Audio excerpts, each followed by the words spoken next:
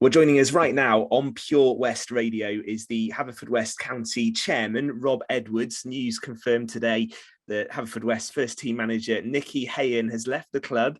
He's becoming head coach of the Club Brugge under-23 side, having had a real impact at the Oggy Bridge Meadow Stadium. Hi, Rob, how are you? I'm good, thank you. Yeah, good to be on. This news today, obviously disappointing, but it is a mark, isn't it, of just the impact Nicky's had at Haverfordwest County over the last few months. Yeah, definitely. Look, when he joined, he was, I think, a massive shock to anyone other than those in the process, and I can see why. The club had never had a foreign manager before, the first Belgian to manage in the league, but just a great pedigree. And look, we saw everything in him that we needed during the process, and look, he's not let us down. He's come into a new country, new league, new environment, culture. He's embraced it really well. Players played for him. We completely transformed our style of play. A lot of professionalism brought in, a lot of groundwork for the future of the club. So no, it was a left field when we brought him in, and he's not let us down. And look, you can see the reputation that he's got in his homeland by attracting the biggest club in Belgium. And we knew that he was probably going to move on at some point. He's world class. I think a lot of the players have been really vocal about how impressive he's been, and you can see that in the performances. But I don't think we were quite prepared just yet. So it took us all a little bit by surprise. And it was a very difficult decision with Nicky having been around every day, and see his kind of thought process and how torn he was. But it's a huge opportunity. I think he's crazy not to have taken it, and we really hope that he goes there and uses the experience that he's got here and takes that back home in familiar surroundings and really does well. Clearly, for someone who's been at the club for a relatively short time, he leaves behind quite a legacy, doesn't he? What do you think some of the things that Nicky's brought to Haverfordwest that will remain, even though he's no longer the manager?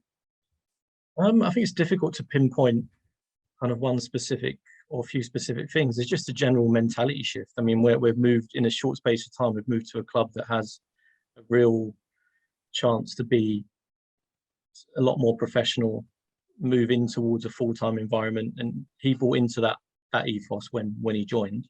And that ethos has been the same from when I joined 2 years ago. Even when Wayne was in charge, we had that ambition.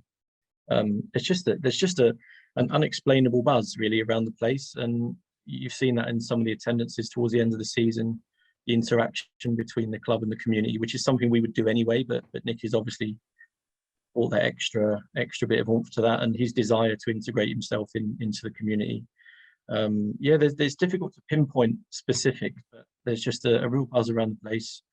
The style of football is really attractive. We scored a hell of a lot of goals. We picked up a huge amount of points and moved us away from relegation, and actually with a realistic chance of the playoffs, which unfortunately we didn't make on the last game of the season. But to come from where we were to where we are, or where we finished the season, was massive. So no, it is a very, very visible impact in many ways in a very short space of time.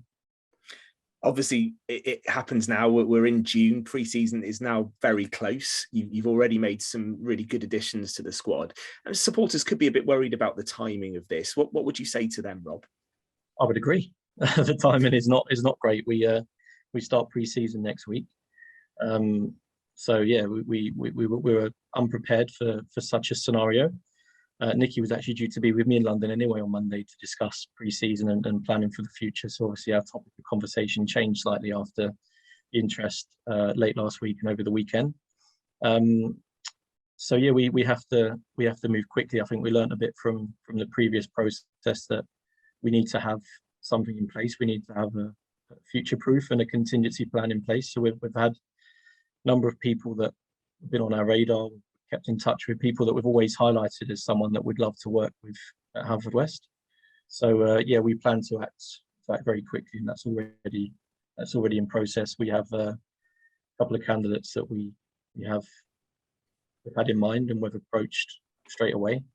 So we're looking to get something done as soon as possible. We need to make sure it's the right person, because what Nicky's put in place, we need to make sure that's now the floor. That's the minimum that we expect from players. It's the minimum we expect from someone that comes in to manage us. We don't want to take a step back.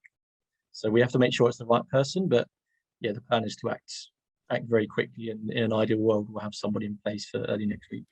And having obviously, by your own words, made a left field appointment with Nicky Hayen, first Belgian, as you say, to manage here, first overseas manager at Haverfordwest County. Do you have a kind of a fit now in mind for the type of person you want to work with, and the type of person you think the club needs at this stage?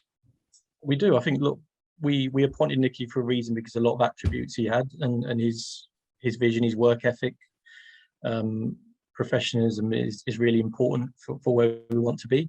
So yeah, look, there's a lot of attributes of Nicky that we really liked, and that's what players have embraced, and players have signed and retained for that vision. Obviously for them, they're not obviously going to be playing under a new manager now, but we made it clear to the players on a call that everything remains the same. It's business as usual. We want the same things as a club. We want the same things in a manager. We want the same things from them. The expectations remain the same.